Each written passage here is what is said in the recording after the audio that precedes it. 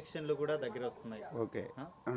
అయితే ఇప్పుడు ఇక్కడ కూటమి నుంచి ఉంది, కూటమి ఎక్కువ. అయితే వైసీపీ నుంచి కూడా ఉన్నారు. వైసీపీ నుంచి 2-3 చేంజ్ చేస్తారు అంటున్నారు. ఎందుకని అలా అనుకోవచ్చు?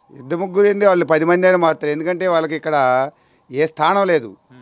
దొంగల ప్రభుత్వం కదా, స్థానం లేదు వాళ్ళకి, అసలు వాళ్ళకి స్థానం లేదు. ఎందుకంటే ఇప్పుడు కూటమి అభ్యర్థిగా బోర్ల రామాంజనేయులు గారు మాకు ఫస్ట్ నుంచి కలెక్టర్ గారు, ఆయన బాగా అభివృద్ధిలో నడిపిన వ్యక్తి. అయినా ఇప్పుడు కూడా అభివృద్ధిలో నడుపుతాడు మాకు మా నియోజకవర్గాన్ని.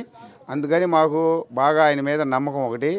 మరి బాగా మాకు ఎన్ఆర్ఐగా పెమ్మసాని చంద్రశేఖర్ గారు ఎంపీగా వచ్చారు.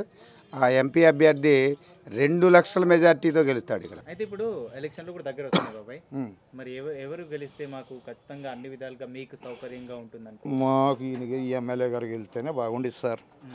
ఎంపీగా మరి ఎంపీ ఆయన చంద్రశేఖర్ గారు, పెమ్మసాని చంద్రశేఖర్ గారు మరి కొన్నాళ్ళుగానే జనాలకు తెలుసు అని అంటున్నారు. తెలుసు సార్. మరి ఏ విధంగా నమ్మకం? ఏ విధంగా నమ్మకం అంటే ఇప్పుడు చెబుతున్నాం సార్.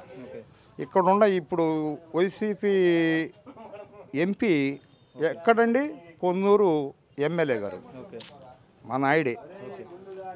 అక్కడ దారుణం చేసి మట్టి గ్యావెలంతా తోలుకొని ఏడకు వచ్చాడు. ఆయనకి ఎందుకు వేస్తామండి ఓటు? మంచి ఎత్తికే చేస్తాం కానీ లేదు మామూలు ఎత్తికేయం కదా. మాకు పార్టీతో వ్యతిరేకం కాదు, మాకు కావాల్సిన వర్క్ అది సార్. నీళ్ళు లేవు సార్ ఇంతవరకు. ఒక లెటర్ రాసాము, ఈ పోతున్నాం ఇప్పుడు. అది సార్. అయితే మరి ఇప్పుడు పెమ్మసాని గారు ఖచ్చితంగా చేస్తారని నమ్మకం ఉందంటారా? గ్యారంటీ చేస్తాడు సార్. చేస్తాడు. గెలిపించుకుంటారా? గెలిపిస్తాం సార్, దానికి సత్తు లేదు సార్. సబ్స్క్రైబ్ చేయండి.